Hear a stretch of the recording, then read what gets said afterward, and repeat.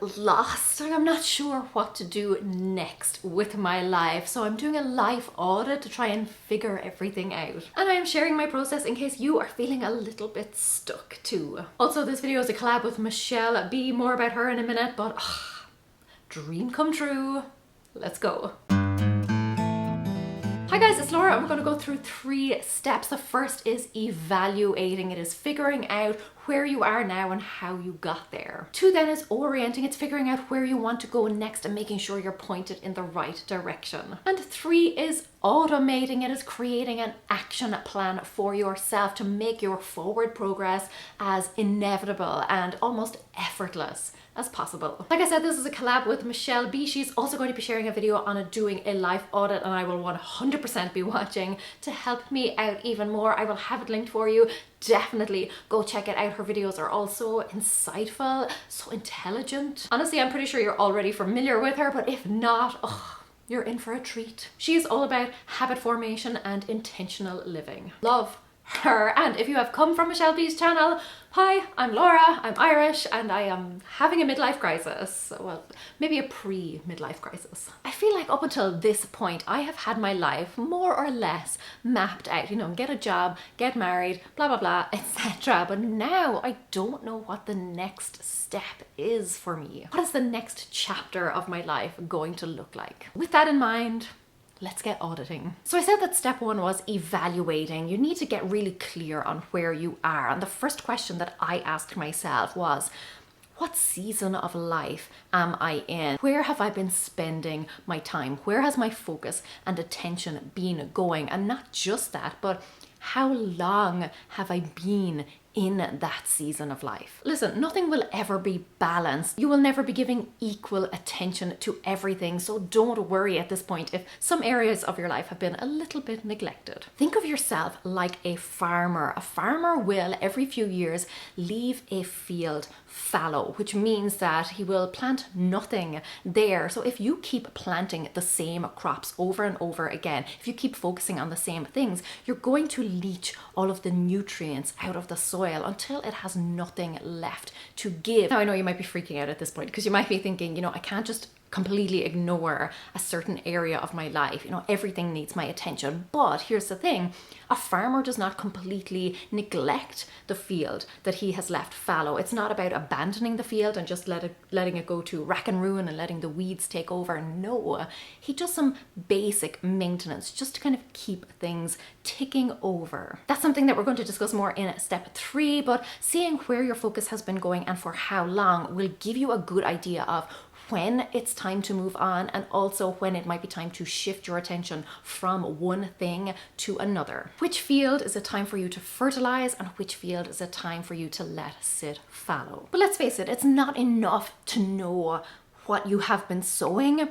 Each crop, each harvest has a lesson to teach us. So now it's time to kind of examine each individual area of your life. And what I would say here is to keep things very broad. So instead of breaking it down, for example, into, you know, friends, acquaintances, family, work colleagues, romantic partners, children, etc., just lump all of that together under relationships or connections or network. You can definitely drill down a lot more if you want to later on, but for now, let's keep a more broad, bigger picture view. You want to ask yourself in each area, how you got to where you are. What were the steps that you took? What were the things that you did, the activities, who was involved in that process, what bore fruit for you, and what simply leached nutrients and good stuff out of your life. Start to think about how you could do things differently. So from the things that were helpful, are you going to keep those moving forward? And from the things that weren't helpful, you have to work on eliminating those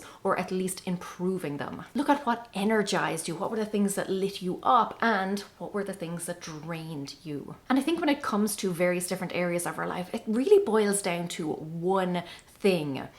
Do we feel secure in this area of our lives? Do we feel job security? Do we feel financial security? Do we feel secure in our relationships? So in which areas of your life, in which specific aspects of your life do you feel safe and secure? This one certainly feels safe and secure here anyway. She's been all curled up in a warm little fluffy ball. But let's move forward to step 2 then. How do we get from where we are to where we want to be? And very often, certainly if you're like me, you don't really know exactly where you want to be next. So how do we figure that out? How do we figure out what the next step is? There are 2 really good exercises that have helped to clarify things for me. And the first is, if everything were to stay the same, where would I be in 5 years' time? And you might think, well, I'll still be in the same position, but that's not quite the case, because if you are making consistent progress towards a goal, that will all compound until in 5 years' time, you are light years ahead of where you are now. But on the flip side, if you have been neglecting an area that is really important to you and you continue to do so, that may have very detrimental effects. It's very easy to sit back and just kind of let things play out, but when you examine the consequences of your current actions, that can spur you forward and it can force you to make the changes that are necessary, or at least to focus your mind on where you want to go and maybe where you want to avoid, which leads me to the next exercise. And this is something that I actually got from MuchelleB, and that is her anti-vision exercise. You know, as humans, we're wired more to avoid pain than we are to chase pleasure. So if you're really struggling to have that vision for yourself, which I am, if you're really struggling to know what your goal is or where you're going to be in 5 years, then it might be more helpful to figure out where you don't want to be. By doing those exercises, you're going to get a better idea of what you version 2.0 looks like. And let's move on to step 3, where we will talk about automating things and making things as easy as possible to maintain and to push forward with your priorities and your goals. First, let's focus on the fallow fields and how we can keep those ticking over while our attention and our energy is focused elsewhere. First, you need to figure out how to put things on autopilot. What are some systems or processes that you can put in place to ensure that these areas are not entirely neglected and that all the work you have done up to this point is not all in vain? Let me give you an example. Maybe you've spent the last few months or years building up a financial foundation for yourself. Obviously, you don't want to throw that all away. So what are some automatic processes that you could put in place? You could set up automatic transfers so that each month money is still going into your savings accounts. And then do the same for each area of your life that's just not a priority for you moving forward. Again, it's not about completely neglecting it. It's just about figuring out a way that you can maintain a base level of security in that area. Now that you know that you have a baseline in place for those areas of your life, it's time to focus on your priority. And I think this is probably the most important thing. Like, if you take nothing else away from this video, this is the thing to focus on. Give yourself a lens, give yourself a filter by which you are going to view the world from now on. So let me explain what I mean and to give you some examples. Have you ever been in that situation where you learn a new word or you learn about a new thing and all of a sudden you start hearing it everywhere? Or where you're trying to remember something and it's not quite coming to you, and then at some random moment while you're in the shower or you're about to fall asleep, it suddenly pops into your brain. There's also such a thing as confirmation bias, which basically means that your brain will automatically look for things that tally with your belief system. It's great in the sense that your brain is actively looking for things that back up your thoughts and beliefs and opinions and ideas. But obviously on the flip side, your brain will then kind of skim over things that don't really match up with your worldview. So why is this important to you? Well, you can basically train your brain, you can give it something to focus on so that subconsciously, unconsciously, as you are out living your life, your brain will start to collect evidence and information that is important to you. It will be looking out for things that are going to help you. It can really filter out all of the noise, the nonsense, the non-priorities, and instead hone in on the things that you have told it are important. So here's how it's going to work. You are going to be very conscious about what your priorities are, what your goals are, what you are working towards. You have questions in your mind, giving yourself that lens or that filter through which your brain is going to view the world. So your question might be,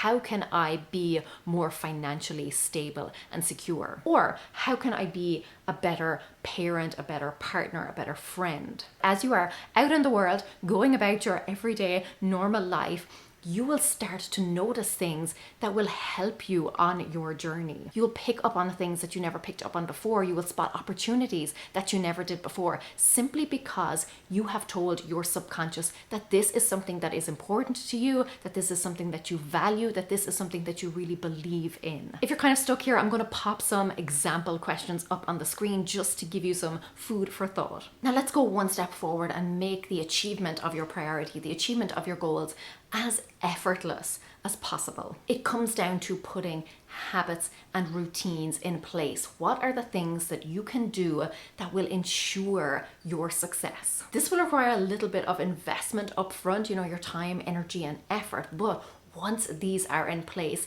they will propel you forward without you even having to think about it. So if you want to spend more time with your family, what routines can you put in place? What are some regular activities that you could do? If you want to improve your health, what are the kind of habits that you need to put in place now? Make a list of maybe 3 to 5 of them. Start with the first one, get it set in place, and once the ball is rolling on that one, then move on to the next one. And set up your environment for success. This could be your physical environment, it could be your relational environment, etc. Something that I have been focusing on recently is improving my health. So I had to get a lot of junk food, a lot of processed food out of the house. Not all of it, because I still have to live, still have to enjoy myself, but a huge amount of it so that it is mainly healthy foods that I have on hand, because that is going to make the achievement of my goal so much easier. So what are you doing? Where are you spending your time? Who are you spending it with? How can you remove obstacles? How can you remove temptation, or at least limit it? How can you make your progress towards your goals as frictionless as possible? Why fight temptation when you can just remove it from the outset? Go check out Michelle's video. I'm going to be over there having my life all figured out. Still can't believe she agreed to collab with me, and until next time, gur míle mágwebh. Agus feicim mé sibhte go luath. Slán!